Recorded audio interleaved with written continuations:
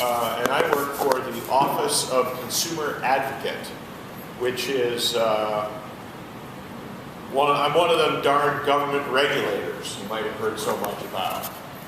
Right.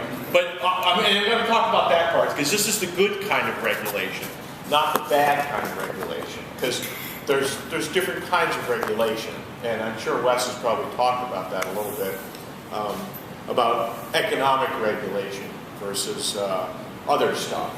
But I just want to touch on that because I know that in today's politically charged environment, there's a lot of talk about government regulation and how it stands in the way of things like innovation and new energy. And I don't have all the brilliant insights to know what the role of government is in stimulating investment in new energy, and that's not really my job to deal with that very much. But touch on it a little bit, I guess, in my work. But so, how about you three? Are you employed anywhere? Are you just full-time students? Because I know in the past, Wes's students have had lots of different experiences and maybe working somewhere, or what? I'm just a student right now. Just a student right now? Yeah. So I'm a full-time student. I have an intern at the Hampshire co-op right now. Oh, at the electric co-op? Yeah, so it's just 1 day a week or so with them. Uh-huh. So it's a good experience. Uh-huh. Other than that, just full-time student. Doing what kind of things with the co-op? I kind of just like shadow with a lot of different programs, like programs for, let's say the lighting program or the small C&I or fossil fuel. And like, mostly we go to commercial buildings that are looking to upgrade heating systems or doing some weatherization, stuff like that. Yeah. So we just look at it, approve it, if it has like a payback in 5 years. Yeah. And that's how we get our rebates with it. Oh, great. A lot of like inspections and stuff like that. Yeah. Looking at So certainly involved in the energy efficiency programs, which are funded by the Systems Benefit Charge, which is one of the things I'm involved in, overseeing the review and the regulation of those programs. And how about yourself? Just a student. Just a student? Yep. Not just a student. Being a student is a wonderful, important thing, really. Some of us wish we could go back to those days. It's such a wonderful time. Such a carefree life. Of course, we end up eating a lot of rice and beans because there's not a lot of money in being a student. But, Ramen noodles. Oh, a lot of ramen noodles, yeah. Though I keep looking for the good ramen noodles. All the ramen noodles that I look at, they seem to have MSG in them, and I'm really trying to, keep that out of my diet. Plus, they got too much sodium. But for my daughter, anyway, I don't mind.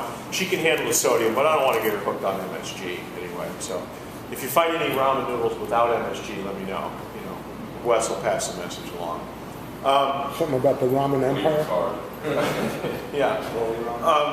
So, basically, I just want to tell you today about what our office does, what the Office of Consumer Advocate does, and who we are and what we do.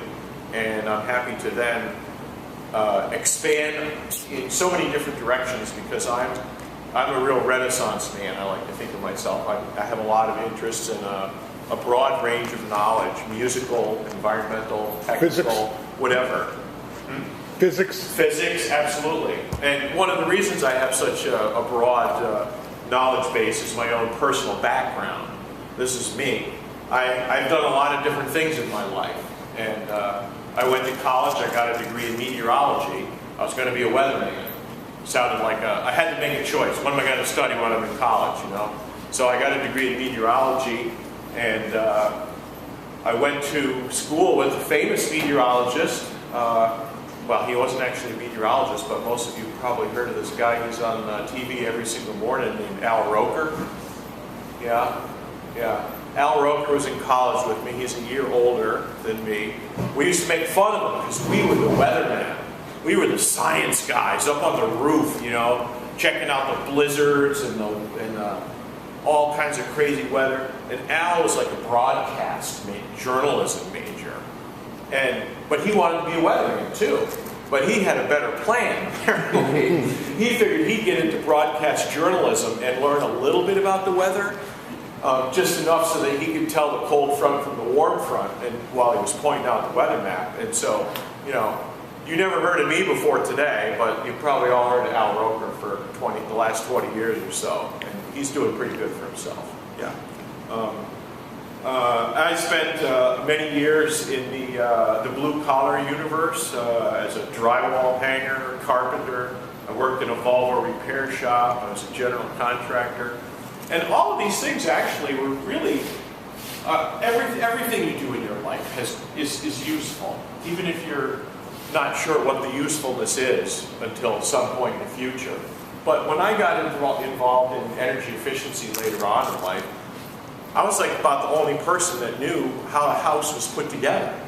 You know, everybody else was still trying to like learn all this stuff from a book, and I knew what they were talking about when they were talking about, you know, sill plates and top plates and studs and how the wall's built, and I can see inside the house because I built them from scratch.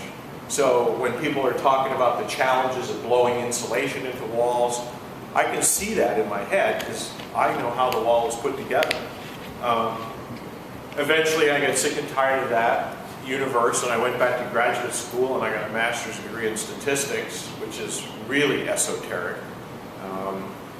And I'm not sure that was really fabulous either, but I ended up with a lot of interesting jobs. I worked in Boston for a consulting firm doing energy efficiency program evaluation work.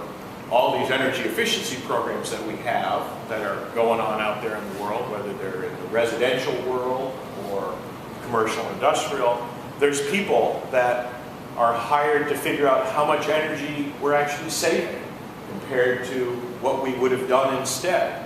And it's a lot of technical details and engineering details, and you know, comparing the old light bulb with the new light bulb, or the old refrigerator with the new refrigerator. So I did a lot of data analysis work, a lot of number crunching, a lot of computer programming, a lot of report writing. Did a lot of different things after that business closed down. And I ended up working in the Weatherization Assistance Program at the Governor's Office of Energy and Community Services here in New Hampshire.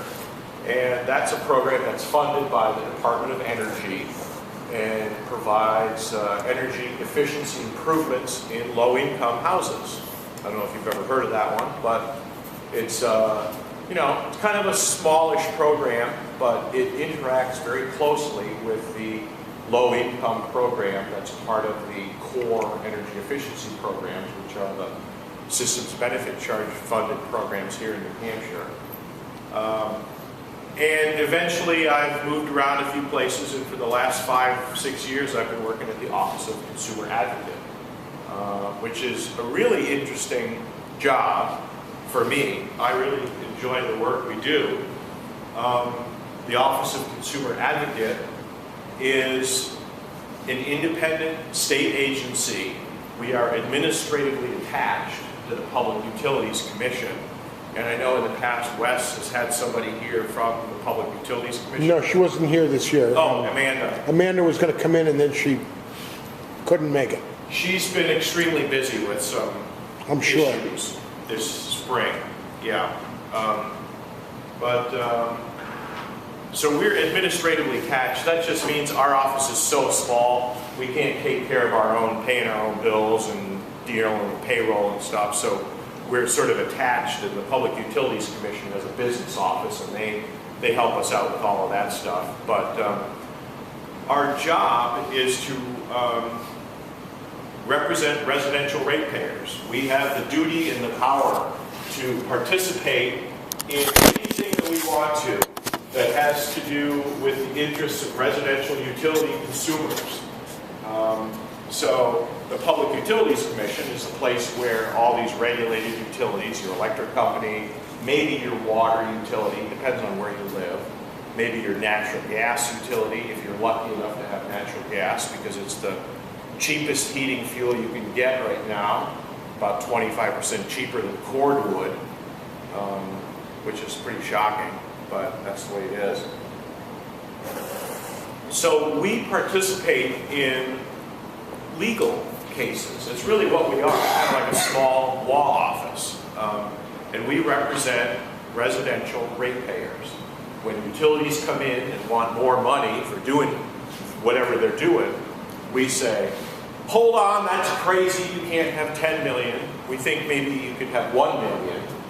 And they jump up and down and say, that's crazy, we need more than 1 million. How about if we settle on 5 million?